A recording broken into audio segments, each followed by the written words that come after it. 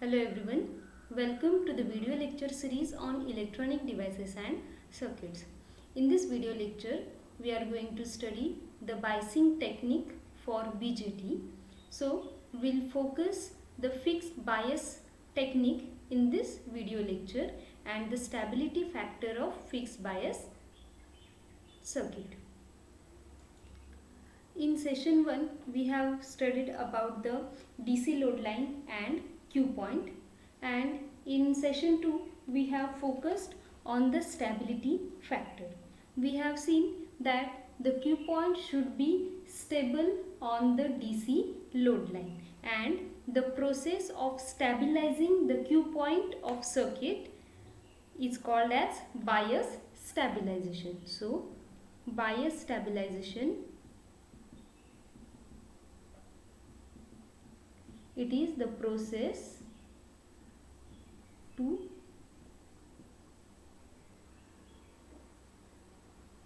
stabilize the Q point of the circuit is called as a bias stabilization. So, based on this bias stabilization, there are three stabilization circuits for BJT. So, we'll study the BJT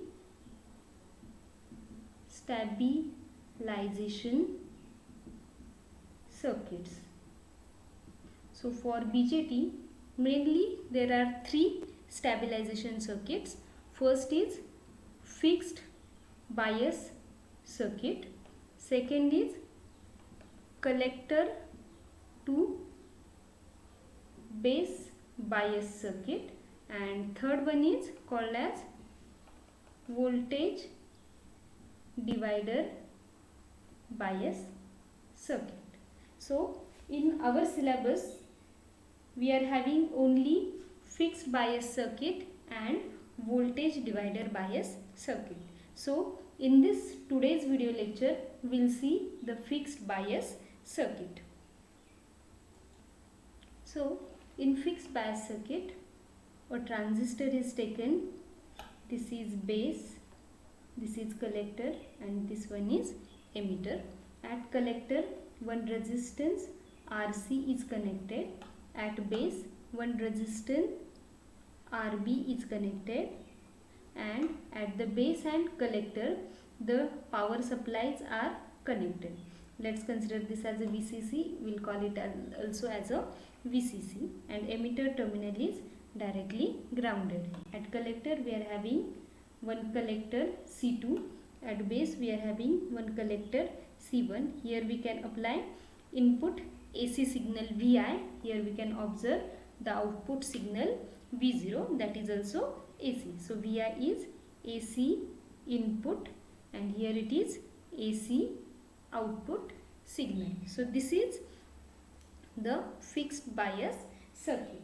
So since this biasing stabilization or stabilization techniques, these are related with the DC circuits, that's why what happens, this collector, this capacitor will act as a open for DC signal. So we have to focus on the DC equivalent circuit of this original circuit. So in this DC equivalent circuit, we have to consider only the DC input, and AC input we have to ignore. And for that, what happens, for DC, capacitors are acting as a open circuit, right? So this capacitor will be open and this capacitor will be also open. That's why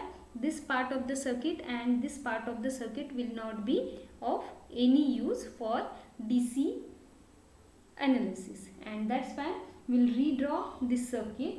Here we can also represent only a single supply. For actually it is for base and collector also, but it is represented one method to represent like this also. It is RC at the collector terminal, this is RB at the base terminal, and emitter is grounded. So this is called as a DC equivalent circuit. Here base, collector and emitter. So between collector and emitter we are having a voltage drop with polarity plus minus like this. That voltage drop is VCE. Between base and emitter the voltage drop with polarity plus minus VBE. Current flowing through this IB, RB is called as IB. Current through this will considered as IC. Okay, now we'll do the analysis. That analysis is called as a DC analysis. Now let's move to do the DC analysis. In this DC analysis we have to consider the two circuits. One circuit is base to emitter and another circuit is collector to emitter. So first we'll see forward bias base emitter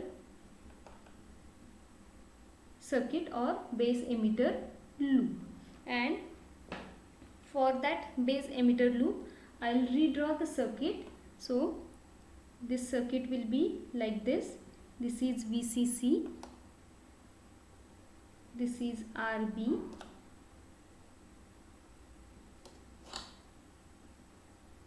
this is grounded, this is RC, and again it is VCC.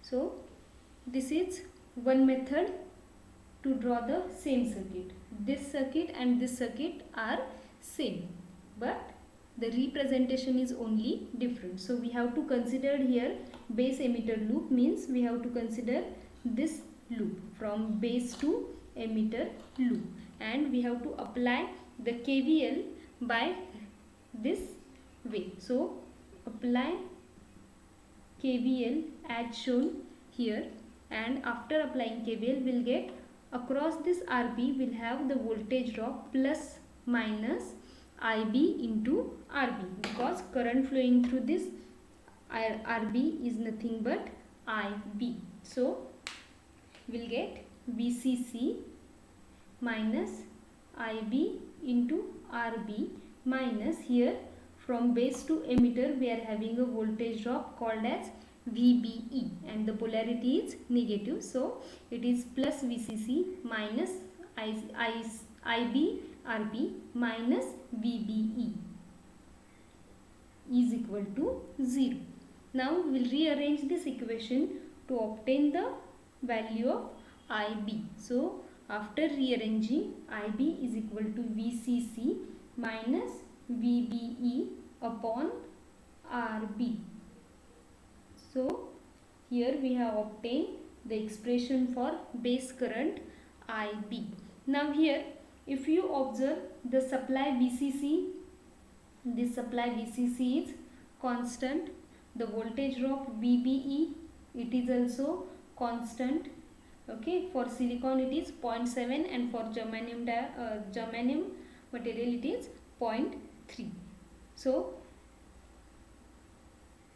one more thing, RB, this resistor value is also constant. So what will happen, all these three parameters are constant, that's why we'll get IB a fixed value or a constant value.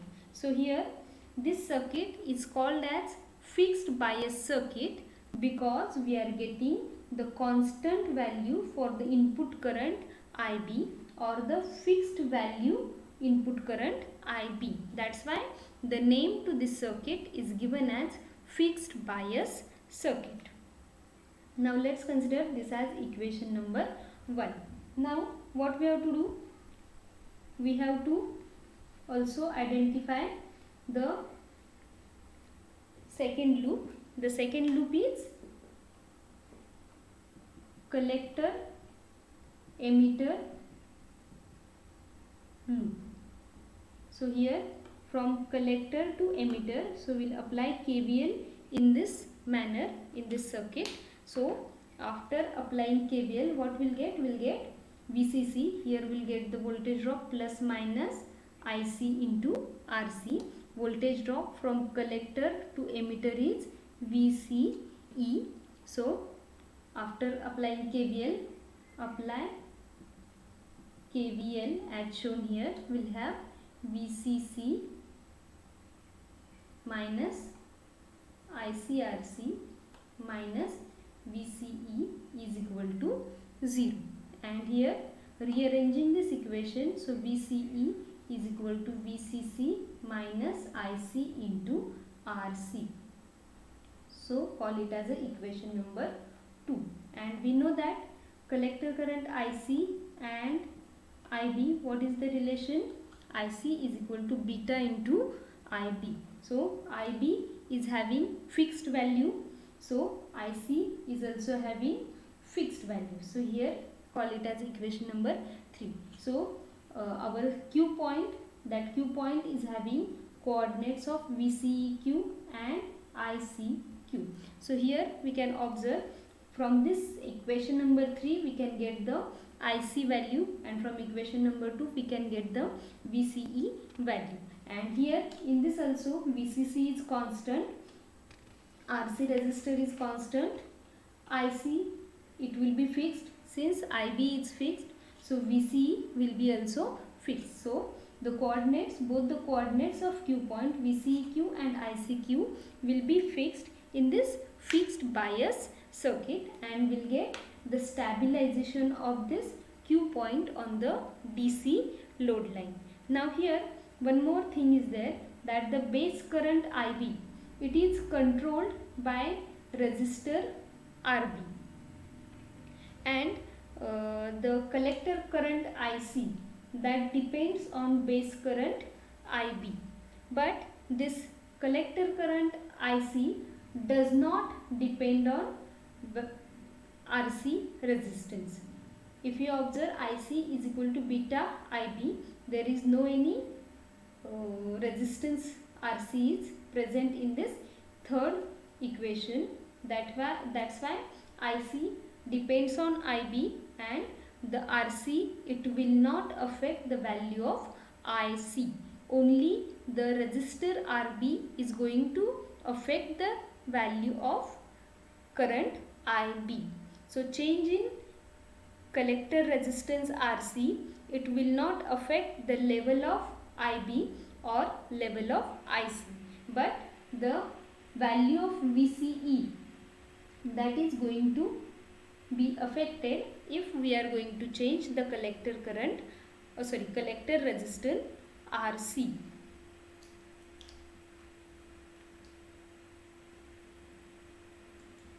Now what are the advantages of this circuit?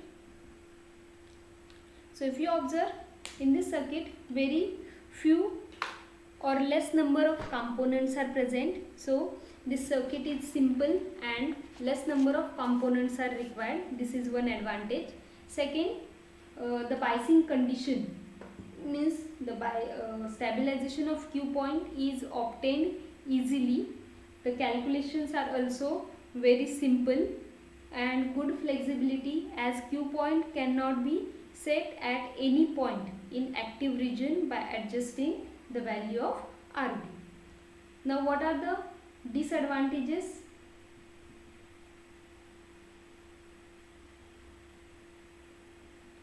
If the value of beta changes due to temperature change, then it will affect the value of IC and it will affect the position of Q point. So this is the limitation or disadvantage, that the stabilization is poor because IC is depends on beta and beta depends on temperature. So if there are temperature changes, it will affect the stability of Q point. Now we will derive the expression for the stability factor for this fixed bias circuit. Now the stability factor S for this fixed bias circuit. So in last session we have derived the stability factor S, which is equal to delta IC upon delta IC BO, which is equal to 1 plus beta divided by 1 minus beta into delta IB upon delta IC. This derivation we have derived in our previous session. Now for fixed bias circuit, we have to put the value of IB in this expression and then we have to derive this value S. Okay, so what happens for fixed bias circuit? This base current IB is given by the expression VCC minus VBE upon RB, and we have seen that these three parameters are constant. That's why this IB will be having a fixed value. So if IB is a fixed value, change in IB, that means change in IB, delta IB, it will be equals to 0.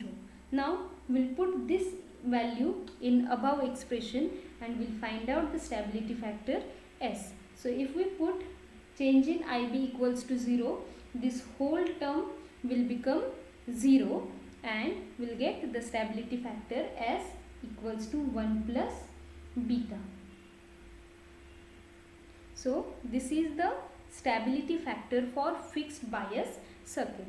So if we have to derive the stability factor S for fixed bias circuit, we have to start deriving from the initial stage. Here I have used directly this expression, but you have to derive this expression and then you have to show how we are getting the stability factor equals to 1 plus beta for fixed bias circuit.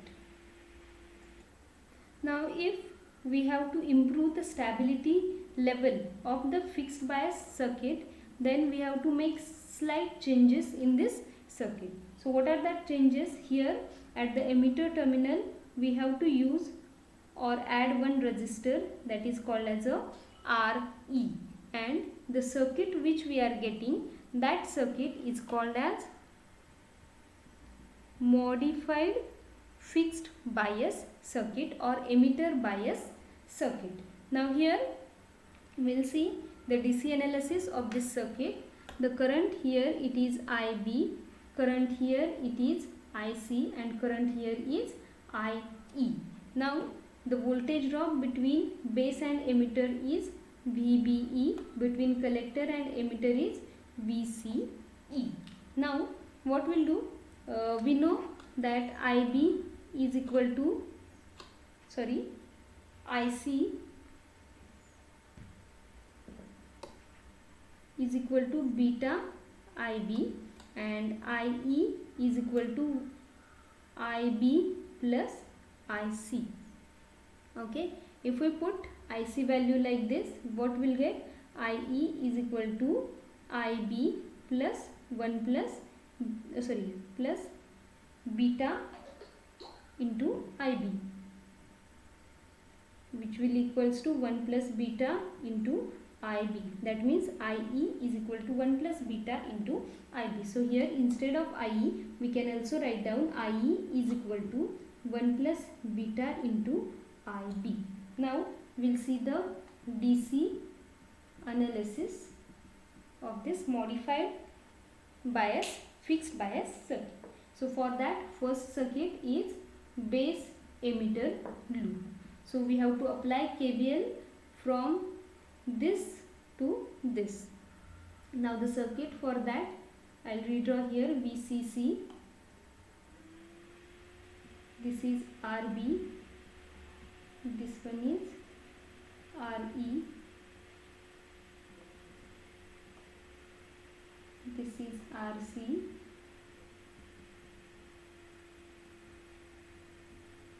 this is VCC. Okay, the voltage drop here it is IB, RB, it is plus minus VBE. Voltage drop here is 1 plus beta into IB. So we'll apply KVL in this direction. We'll get VCC minus, it is IB not IC, minus IB into RB minus VBE minus 1 plus beta into IB into RE is equal to 0. Taking IB terms to one side, we will have IB into the bracket RB plus 1 plus beta RE is equal to VCC minus VBE. Therefore, IB is equal to VCC minus VBE upon RB plus 1 plus beta into RE. So this is the expression for base current IB. Call it as equation number 1. And we know that IC is given as beta into IB. So IC will be calculated, call it as equation number 2. So IC will be calculated as beta into VCC minus VBE divided by RB plus 1 plus beta into RE.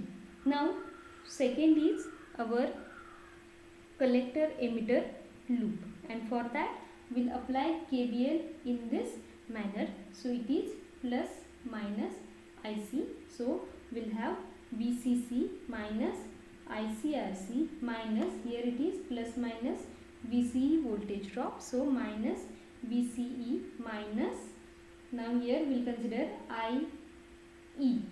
Instead of IB, we will consider IE. RE is equal to 0. So here VCE, here I will write down.